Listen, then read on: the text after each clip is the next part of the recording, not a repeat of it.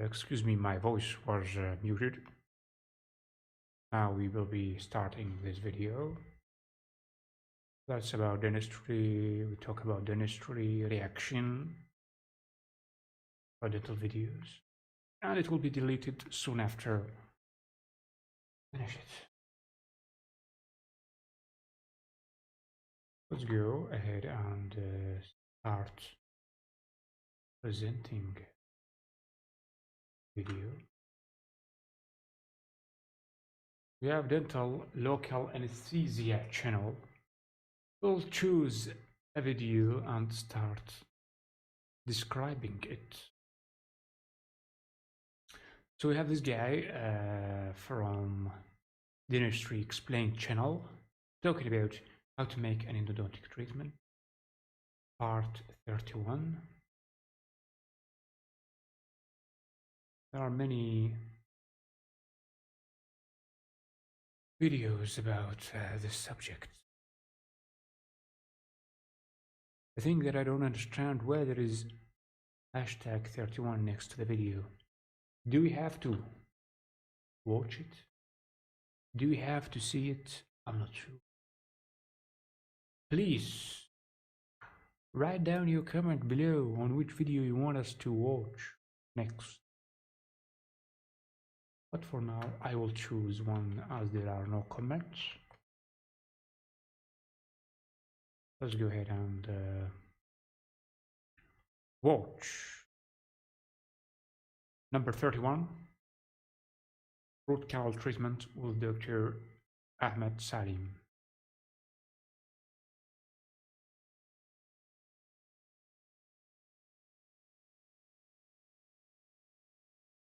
Let's go.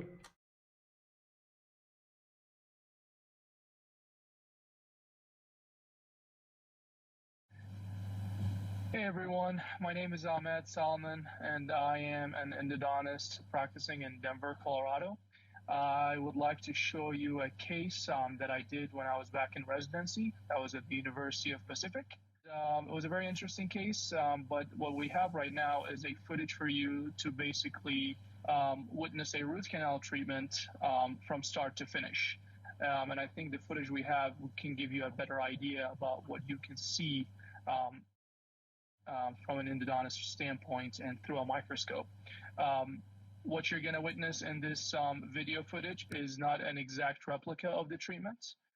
I'm going to try to mention the things that has been cut just to make it a little bit more convenient and you don't have to sit through an hour or an hour and a half worth of procedure. So give you a little bit of a history of this case. This is a case where a young lady presented for a hopeless and fractured tooth number 31. And then the opportunity presented itself where tooth number 32 can act as a donor for auto transplantation. Very interesting case and a scenario where tooth number 31 was presented to the doctor here. And he's having a fractured tooth that he will replace fractured tooth with a tooth, bring it to the other tooth and fixate on this problem. Versus a bridge or an implant. Taking a CBCT on those cases is very critical because it gave us the idea by looking at the anatomy, which was very identical. So what we ended up doing is we extracted the hopeless tooth number 31 and we extracted tooth number 32 and basically placed it as an auto transplant into the socket of tooth number 31. Happens sometimes. Some people do extract, or some dentists do extract the tooth from one side and replacing it with the other side. Continue. And splinted them with tooth number 30 and 29 with glass ionomer and glass fiber splint. The patient came back after 10 days to initiate root canal therapy. And what you're seeing right now is the first appointment. I did the root canal therapy in 2 appointments according to protocol. So what you're looking at right now is the tooth anesthetized, and then the patient is nice and comfortable, and then there is a primary isolation using a rubber dam.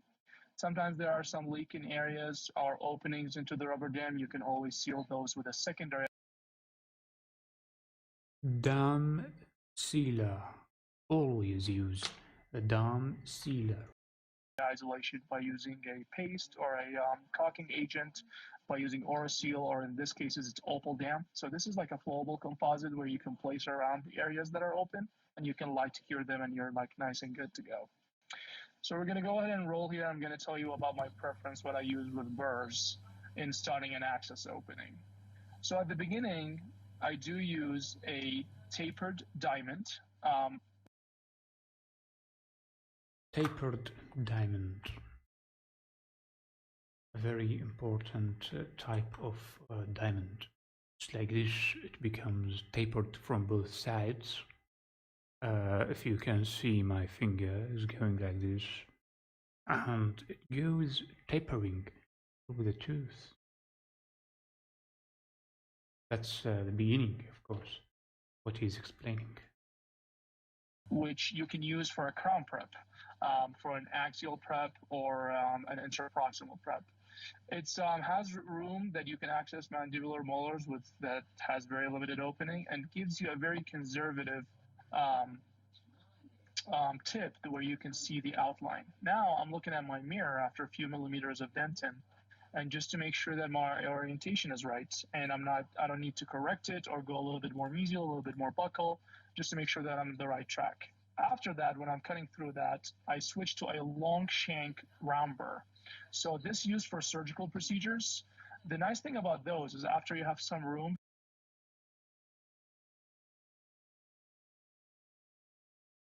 I'm sorry about this voice. Maybe there was a, what do you call it? Voice noise or something like that, repetition. But next he's talking about the round bear.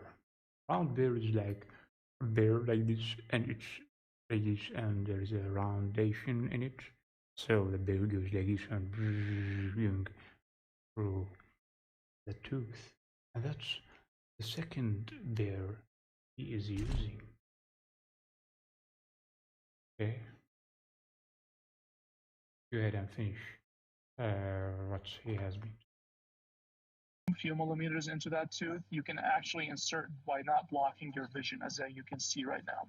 So what I do with this is basically see where I'm going when I'm using my my burr. I want to see exactly where I am. So if you can see right here, I have a lot of room to see and look and observe. After cutting a few millimeters, I go with my Endo Explorer just to make sure that I have an opening into that pulp chamber roof, which right now I still don't. So then I just go ahead and proceed more with the burrs until I have an opening. So I make sure that I enter the pulp chamber roof at one point, and that gives me.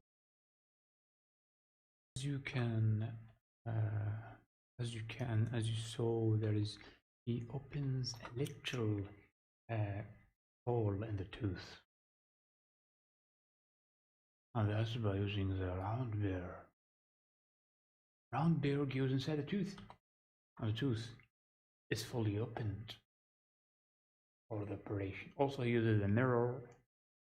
The mirror is important in the procedure to have good access and watch the operation during the procedure. Let's finish and see what's going on. Orientation. In this case, it's the mesiobuccal pulp horn.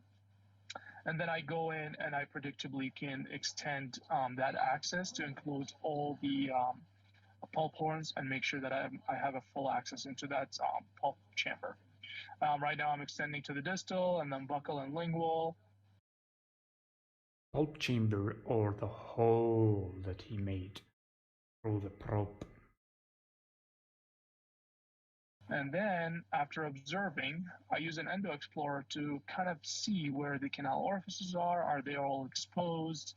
And this is just necrotic tissue. The tooth is extracted. As you can see, it's white. There's no bleeding. And he said an endodontic explorer. course, some people use the dental probe, but I do not recommend it. You should use the right tool to explore the endodontic canal. Just a reminder for you, this video is made as an educational video to understand endodontic treatment on tooth number 31. 31, not the right one, not the left one, not this one, before the end. Tooth number 31. Let's finish the lecture. You can see some lip of dentin on that lingual surface of that tooth. So what I do in those cases, I use a diamond-coated ultrasonic tip that's an L shape. It's mainly for visibility, to remove that lip of dentin and remove any unroofed pulp chamber. As you can see, I'm removing that lip of dentin with that. It gives you really nice visibility without blocking it with the head of a handpiece. You can do that with an endo Z-burr, and that's very nice because it doesn't cut into the pulp chamber, so you can do it blindly just by orienting yourself about where it's mesial. I don't understand if he's talking about the round burr or something else. But he said something about diamond, something about bears, and then he said something about explorer. Finish and see. And what is distal. Now, after you can see there's a lot of debris that's blocking the vision, so I go with sodium hypochlorite and rinse everything out. That just dissolves the organic tissue and basically removes all the debris, and then you can have a better sodium hypochlorite, widely used in endodontic treatment. Visibility afterwards. I always do this at the beginning just so I can see where the orifices are. So in this case, because we have a CBCT and we know we have a mesial root and a distal root with a single canal in both of them, but I always make sure there is not a second orifice that's meeting with that second mesial that might not be been overlooked to the CBCT. So in this case, the canal finding is not going to be an issue. This is called irrigation, by the way. Irrigation. So now after sectioning some of that irrigant out of the canal, I'm kind of like looking to see if there's a second mesial orifice, and then just inspecting that pulp chamber to make sure it's all exposed. I can identify where the canals are. Here I'm going back just because I see some of that overhang of that roof of the pulp chamber, just to make everything is nice and smooth.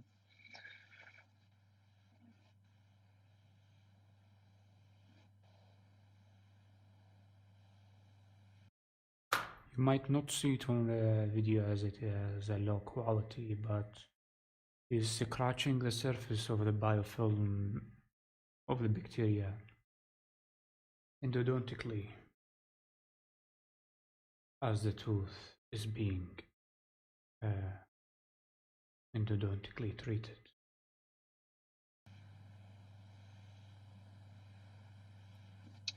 In this case, it's a very wide orifice on both distal and mesial. I usually try to orifice open by using a rotary instrument that only coronal flare, but in this case, they're wide open for me not to use that. So what I do is just basically looking at it, make sure there's no other anatomy that I need to visit, and under high magnification, you can see that it's nice and smooth. I'm just looking for any catch with an Endo Explorer, which there wasn't.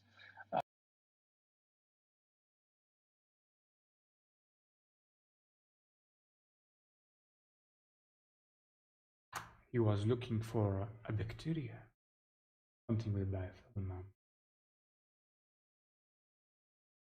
Let me just crop out some of my image here, and we are okay. Okay. so I can safely proceed with my hand files. I usually go with either an 8 or a 10 to just kind of check my working length, and I have an estimated working length from Radiograph, but then I use an apex locator just to verify that. Apex locator is like an electric device used to measure the tooth length. And then confirm it. Once I verified with an apex locator, I make sure that I extend my glide path to a size 15. Size 15 file will give you a predictable and nice and smooth glide path for your rotaries to follow. This is a little bit of mineralized tissue that I just took out. And then we can proceed.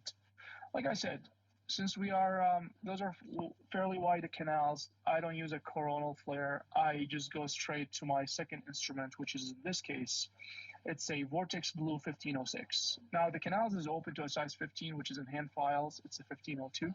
So this is basically just opening and enlarging the mid-root section of the.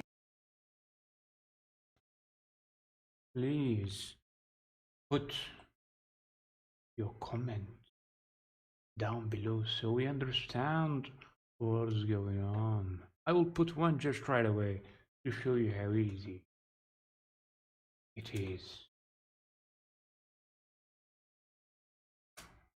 Now let's see what is the finishing of the tooth procedure will be.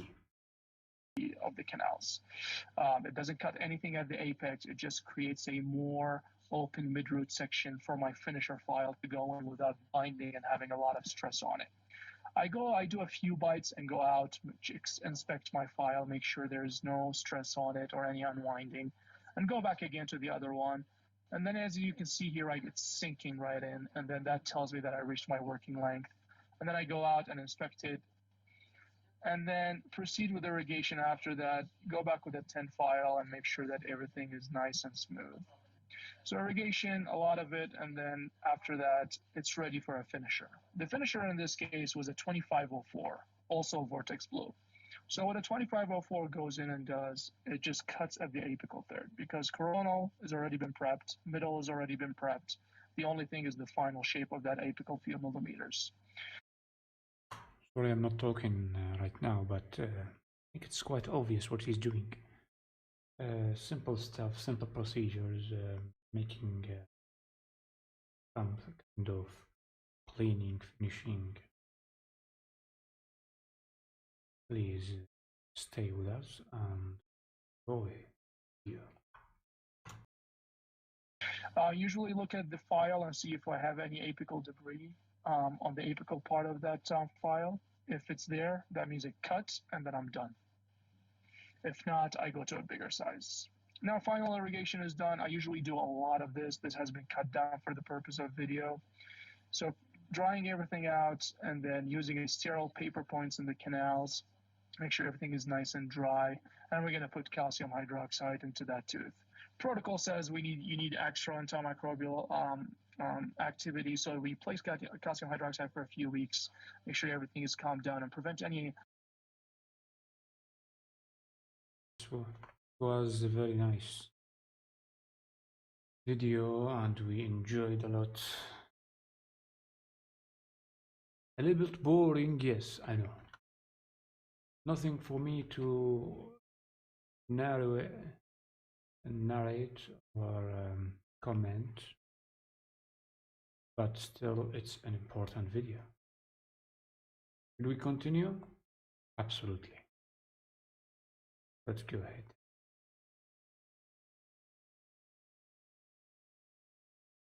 Possible resorption that might happen in a transplantation case. So now I'm making sure everything is nice and dry, and then we're going to proceed with calcium hydroxide. There's several ways of placing calcium hydroxide. The preferred way that I use is very helpful when you have a microscope. It's using a Navitip. Navitip, it comes in a syringeable calcium hydroxide. It's very thin, as you can see, and it has a stopper. So you measure it 1 millimeter short. As then you can see I'm placing it carefully under the microscope, and then you can see when it starts flowing back. So you don't push all the way and extrude out. And you can see the joint system by applying in one canal and the calcium hydroxide coming from the other. And then we're going to put a sponge, which is I like it better than the cotton pellet. Calcium hydroxide, also called Dical. It flicks off easy when I re-enter the tooth. It doesn't get stick and get fuzzy into the temporary material. Followed that by Fuji 9. Now placing Fuji 9 in there, and then after that, we just smooth it out, make sure it's out of occlusion. I like a wet cotton pellet just to kind of smooth everything out while it's still setting. And then we should be done after that. I'm taking that opal dam material, just flicks right off before taking the rubber dam off. So this patient, after transplantation and waiting for 10 days, there was a periodontal abscess that developed, as you can see right here. So I know I cleaned and shaved with calcium hydroxide, but I just want to ensure that everything is nice and clean at the time of obturation. So I'm doing an IND. Periodontal abscess, odontogenic, pericoronal, as it looks like. I'm not sure. Could be a cyst, but he's draining it right away. Oh, that's a good thing.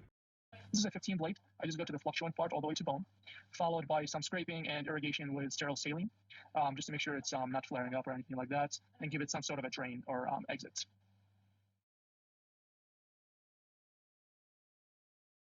Thanks you for listening to this video, and I hope the next video will be a good continuation.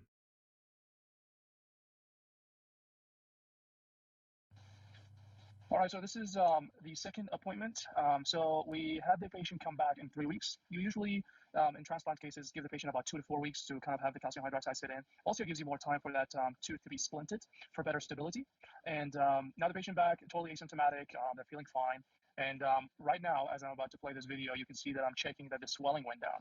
And as you can see, I'm just like kind of checking that the swelling is down. There's no more drainage out of that, and everything looks nice. And this is the area where we did the IND, still a little bit of scar. And now I'm just placing. Yes, it looks that the swelling is gone and everything is back to normal. Hopefully this time there will be no more swellings and there will be no more pain for the patient.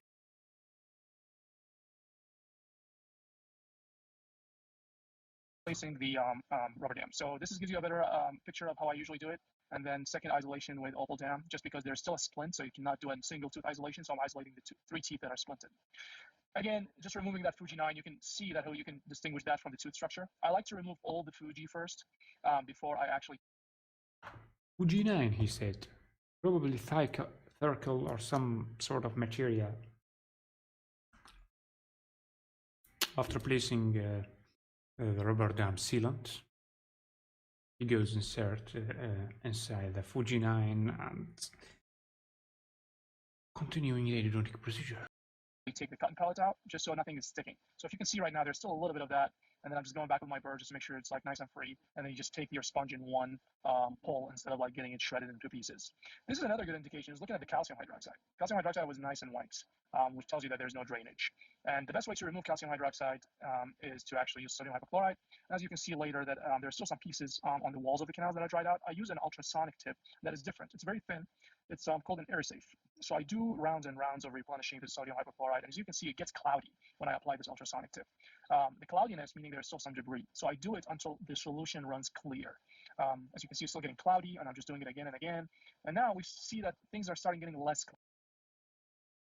Lots of times he's doing the irrigation to the cavity until it gets cloudy, meaning that we're getting close to our final clean canal with no debris.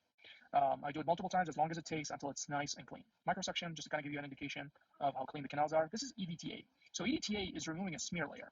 And then the indication for that is you do it for 1 minute, or as I do it for 30 seconds with ultrasonic activation, just to kind of speed things up.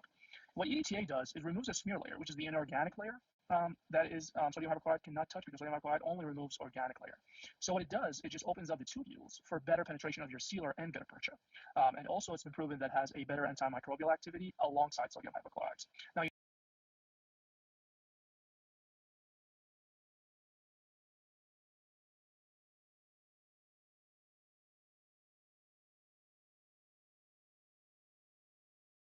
You got to make sure that everything is nice and dry before you introduce EDTA, because you don't want them combined, and then that way it has a total pure EDTA activity. And then when you see you're done from that EDTA, you can flush it with a final flush with sodium hypochlorite, and then everything gets dried out, and then we'll be ready for obturation. What I'm doing right now is I'm using my final integral prep in a hand file fashion with apex locator just to gauge, make sure that I'm patent, and going back to a 20, make sure it's patent, and going beyond the apex, then I proceed with a matching gutta-percha points. This is a 2504, which is my finishing size, and I'm making sure that I have a good tech back and making sure it's fitting to the working length. So as you can see right now, I'm just like grabbing it from the reference point and taking it out and then doing it on the other canal. That way I make sure that, okay, I'm reaching the working length that I already recorded, and then it will be a good time to expose a conflict radiograph. So making sure a nice tuck back here, and then mark it, and then place it again. So the same thing I'm doing here in the distal and the mesial, and make sure everything, you see how I'm taking the tuck back, and then grab it from that reference point so I can make a mark in it. So once I make a mark, I know once I place it with a sealer, it will go to that length. You can see how I made a notch into that gutta-percha, just where that cava surface margin is, which is my reference point. And then placing the distal canal here. And then that way you just like know for sure that you're there, but it's always indicative to take a conflict radiograph. This is a tooth ready for a radiograph to make sure that we're at the right length. Now I just go back one more time with sterile paper points, as between the time I'm taking the radiograph, some fluid can go in just to make sure everything is nice and dry.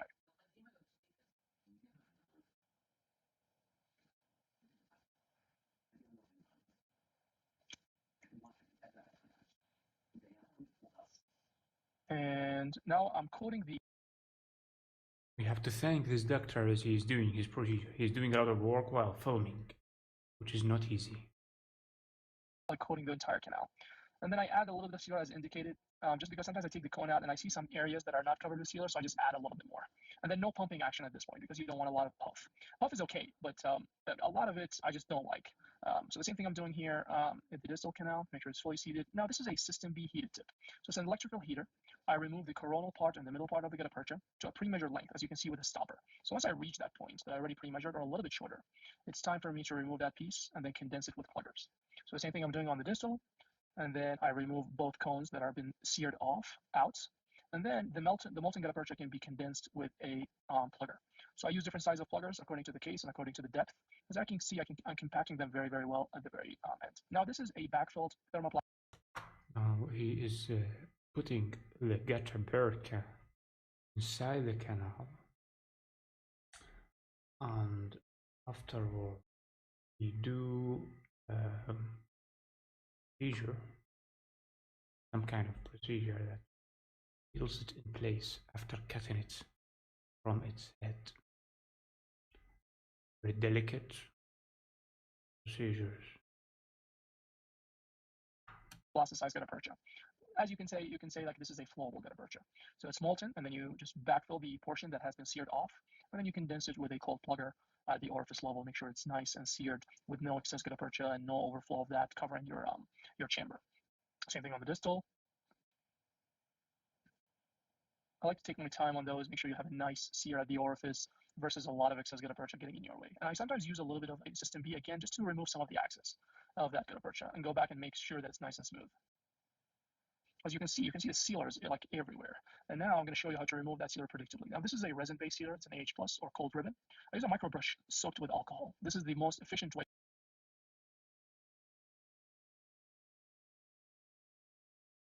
There are many noise in the voice. Sorry about it.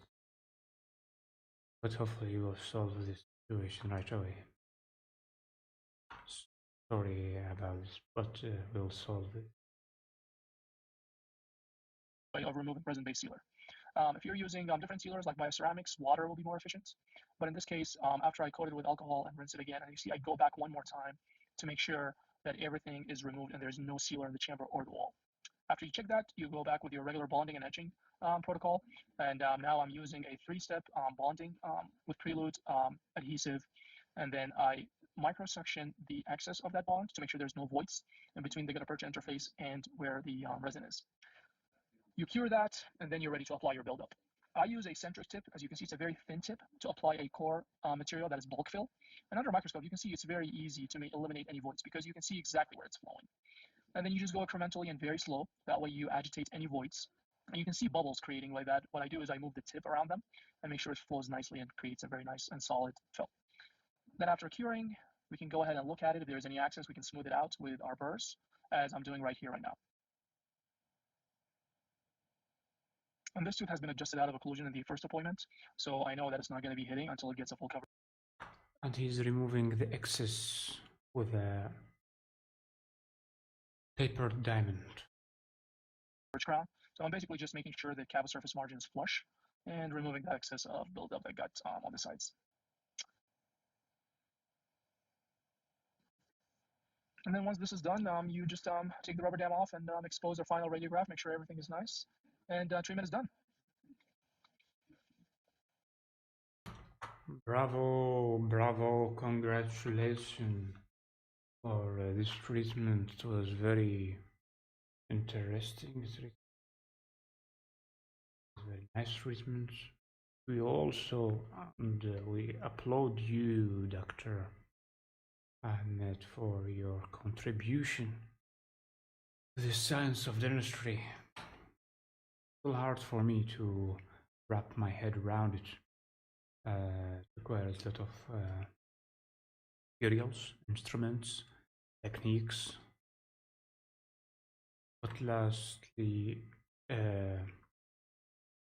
he has done it, and today we have seen these two videos. I think it's enough. We will continue next time. Please tune in next time, watch our videos, and leave this